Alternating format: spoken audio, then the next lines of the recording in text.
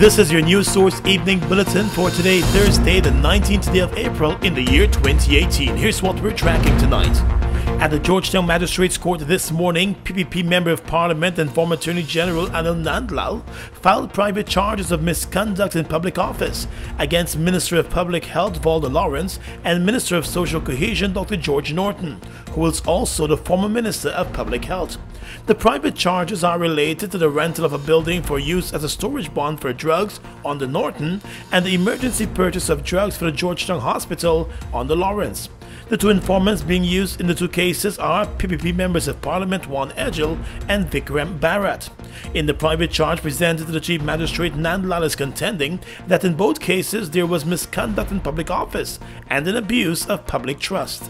The government has set the standard. They have charged people with what I don't consider to be misconduct in public office, and the ordinary Guyanese does not feel that amounts to misconduct in public office. I have given real transactions that amount to real misconduct in public office, and I have decided to follow suit. Nandlal said the PPP is pursuing the charges against the two sitting government ministers on the same grounds that the former Finance Minister Dr. Ashley Singh and the former head of the privatization unit and NISL Winston Brasington were recently charged.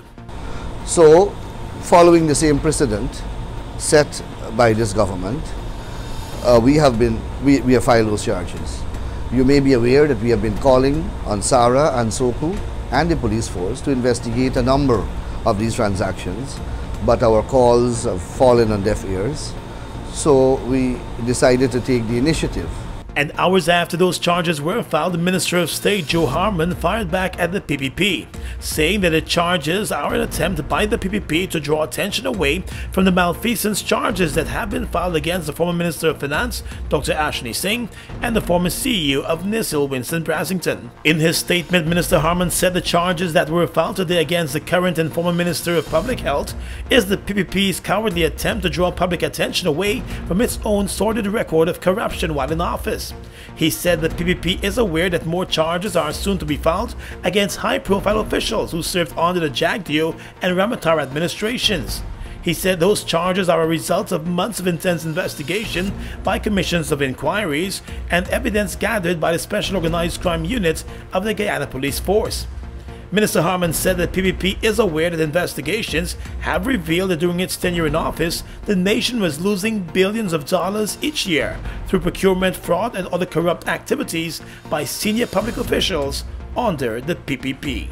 On the police blotter, the calm of this morning was shattered on the east coast of Demerara in the community of Mahaica, when a 23-year-old woman was stabbed to death by her reputed husband. The man reportedly ingested a poisonous substance just after the murder. He was taken to a hospital in the area and is in a critical condition.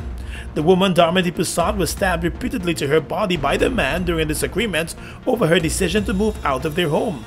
The husband, Bishwani, reportedly ran from the scene after attacking the woman.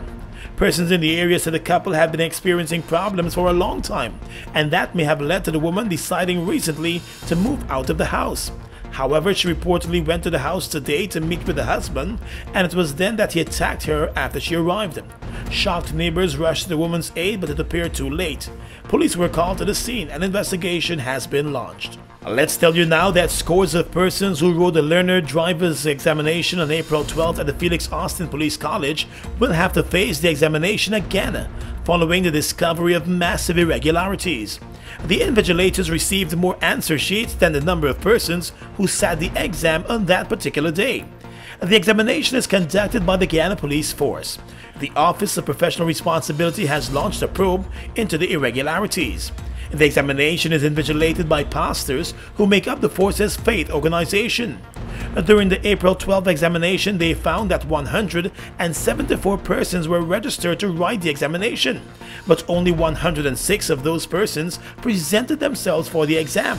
However, when the answer sheets were turned in, the invigilators found over 200 answer sheets, including for candidates who were never in the examination room. During the examination, a number of junior officers presented themselves around the examination room, although they were not required to be there. According to the police, preliminary inquiries indicate a complete breach of the standard operating procedures governing the administration and conduct of the learner driver's theoretical examination. The completed investigation will be sent for legal advice. And finally this evening, the Ministry of Public Infrastructure has announced that it will commence the process of refunds for tickets issued by Dynamic Airways from Wednesday the 2nd of May. The refunds will be issued Mondays to Thursdays from 9 o'clock in the morning until 3 o'clock in the afternoon, and then Fridays from 9 o'clock in the morning until 2 o'clock in the afternoon. The issuance will take place at the Public Infrastructure Ministry's Accounts Department in 4th Street, Kingston. Passengers will be required to appear with identification documents and proof of ticket purchase. And in cases where someone is appearing on behalf of someone else, those persons will have to walk with an authorization letter with 2 signed witnesses. They will also have to appear with their own identification documents. Electronic copies of the list are available on the Ministry of Public Infrastructure's website and the Facebook page of the Ministry and of Ryma Airways. And that's your News Source Evening Bulletin for tonight. I'm Gordon Mosley reporting.